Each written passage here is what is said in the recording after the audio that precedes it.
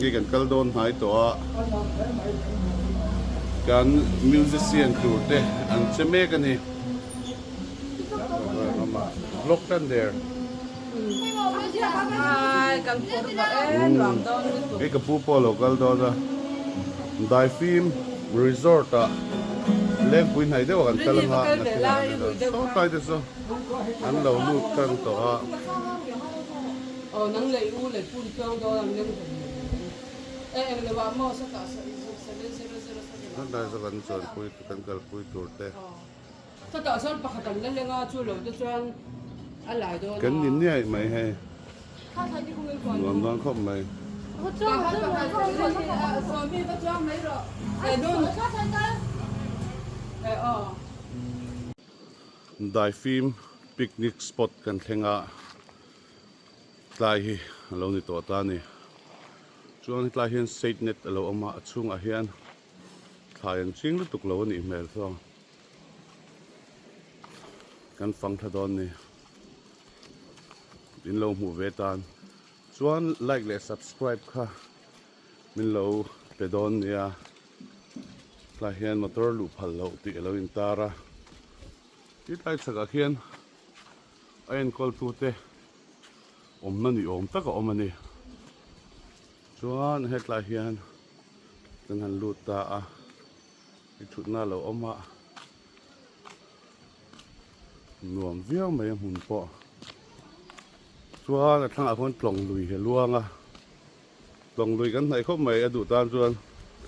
สังหามันจะหมอดิวเจนเตปอติอาเทียงมีพูดหลายคนเลยอินโนเวลออกมากันหูเทียมไม่ยังชัวร์ช่วงอาเฮียนคอนเฟอเรนซ์ฮอลล์เตอินติหิมนัดเตอมันนี่ใต้เฮียนสังหารคอยนั่นนี่ตักก็บอกว่าสังหารปนสับเป็นกระเทียไอ้ water hian seed กันตีค่ะมาสังหารคู่กันมุเทมคู่กันเวสับอันนี้ส่วนการ water cooler ออกมาลุ่มมาบอกเห็นตรงนั้นไหนตัวลุ่มเหลาใช่แล้ววะการ conference hall เราออกมาช่วงการเอ็นชินังที่ในเลือดกัลเวดมุตากินนังมานี่เงี้ยแต่พอเห็น conference hall เลยตานี่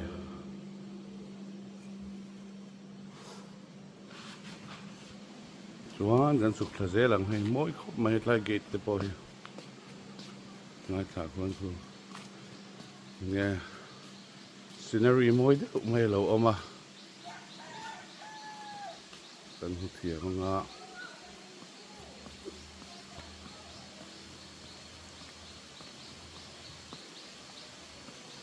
มวยครบไหม nature เวลก็ซ้อมเด็กกันดอนนะวันเวลาเห็นปีผู้เราออกมาจนให้หมดชาติเราจริงอ่ะชวนบินเดือดร้อยกันเพียงลำปังชีเตออกมาแต่เห็นถึงพุ่งเหรียญเดี๋ยวไม่อมบอกอ่ะลายที่เงี้ยนี่ก็เสียแล้วอ่ะจนลายเฮียนบริดจ์เราออกมาเนี่ย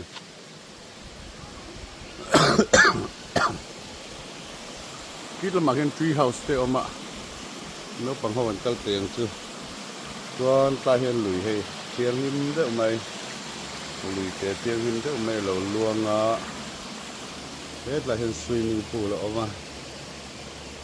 ลุ่มเชียที่เพชรจุกแจงห้าร้อนนี่pool แล้วออกมา swimming pool เห็นมาเฮียนหันอินเทลไฟนั่นตัวอังซิค่ะออกมาให้ลายเห็น rules ที่ครั้งออกมาเป็นยังไงเชียร์ดูจนเราโพสไม่ได้ละ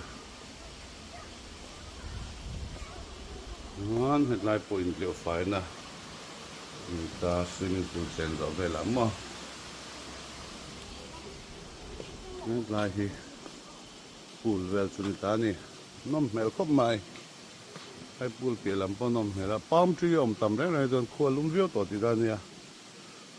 ปามมังซีอมตำไม่จวนฟาร์ทิ้งกันติดป้ายลำปังซีตำเฮียนหัววอดตินานี่ถึงกันนี่วันนั้นเวถ้าได้อินบัวแกงฮัลดอนนี่ก็ใช่เราเรื่องมีกระเพาะได้เดี๋ยววะโอ้พลาล่าสุดต่ออินุพลาไอ้ฮีDaifim Picnic Spot ส่วนที่ตานี่มีกัลดูส่วนAirport Road เลี้ยงตัว Airport Road เลยอันเสียมเมกถ้ามีเป็นเดือดเชี่ยขันออกมาเป็นทักง่ายอันบาร์รูมปอไฟจริงๆมาซื้อบาร์รูมมันตีเล่นว่าขี้หน่วมแล้วเราเทียมนิมเราเวทีเฮ้ยลงลุยข้าในตานี่ให้ซึ่งมีผู้หลักกันเสียงหาหลัง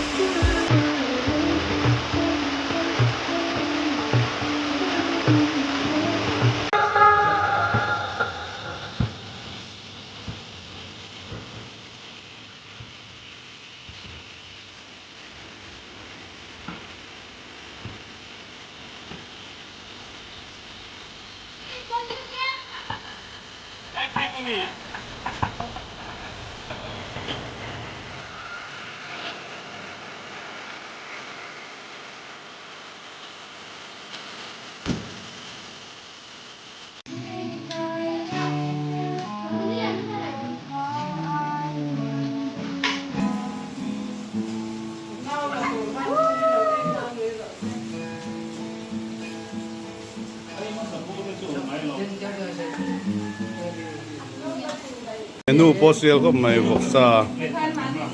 อาร์ซาไวกระเรบมอกค่ะ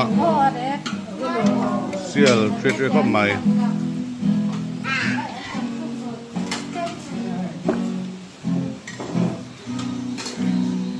ตุยโดนซานี่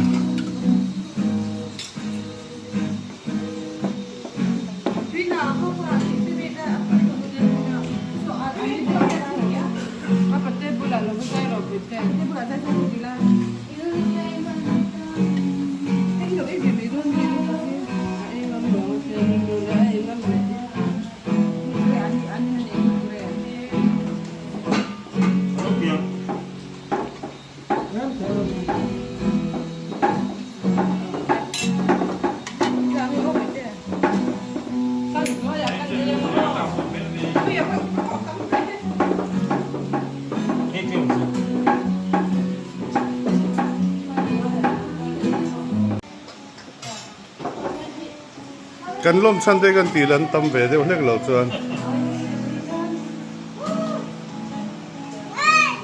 กันล้มชันครั้ง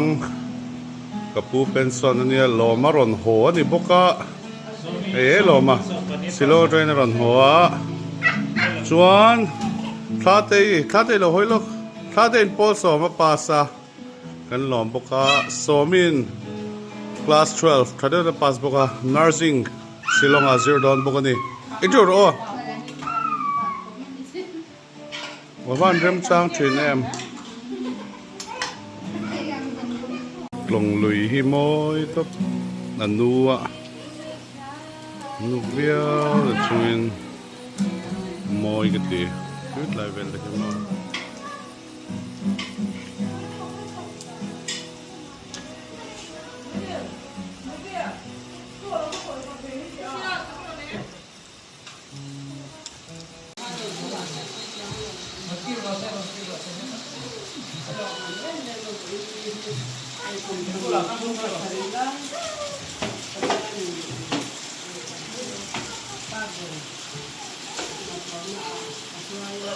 Hãy subscribe cho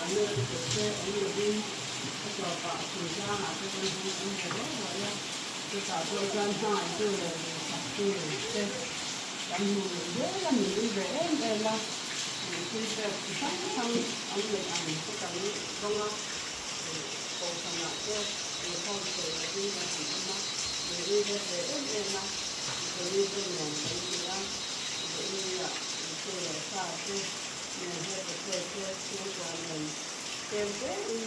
Mì Gõ để không bỏ rau cao không thành thân cái chỗ chèn cái chỉ thắng trong thành sống cái chỗ thảo bỗng ra căn gì cái con bên sân về cả từ mà chỉ sống nữa chứ bằng cái thì không khác ngoài khác về mình mới thu vào cái mình mang ra thì ra cái tàu mang ra cái gì